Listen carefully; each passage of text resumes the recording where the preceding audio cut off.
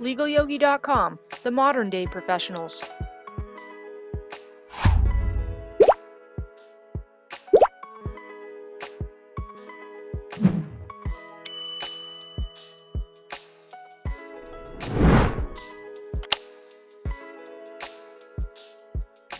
My name is Chrissy O'Connor, and I'm here with attorney Jennifer Milne of South Florida Legal Rescue out of Palm Beach County. Jennifer Milne is a member of the Marital and Family Law section of the Florida Bar Association.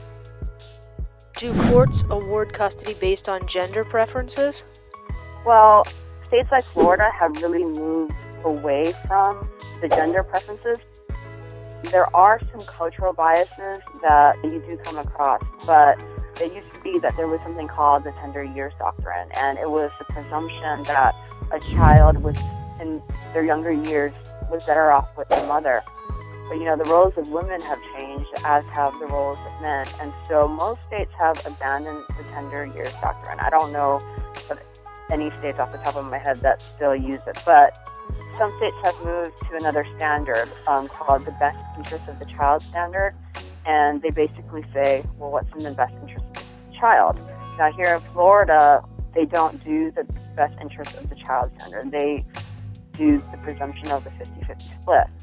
And that's good, because in these states that do the best interest of the child standard, it's really, really hard because the judge has a lot of discretion in deciding what's good for the child and what's not.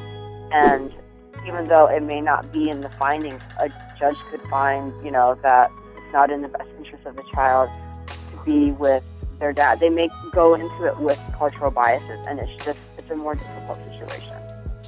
They're not supposed to do it, but, it's really, really hard to hold the judge's feet to the fire because the judges have such broad discretion. I got to tell you that, honestly, Florida's pretty good about the 50-50, but if you go somewhere where there are more traditional values about women, and I'm not comfortable with that standard, with the best interest of the child standard, because it's a really hard standard for a man to overcome. It really is, and it's unfortunate, but I think states are going to move towards the 50-50 timeshare. I'm hoping. There's a lot of things that are kind of brewing across the country, and there's more awareness of fathers' rights and parental rights. So I am hopeful that states will move towards a rebuttable presumption of a 50-50 timeshare. Do you have a legal question? Legal Yogi's database has over 260,000 professionals operating in over 30,000 zip codes throughout the United States. Any area of law, any legal question, you can call right now for free. LegalYogi.com can give you the quiet confidence you need to win.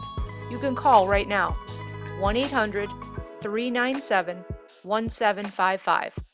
LegalYogi.com, wisdom for all things legal.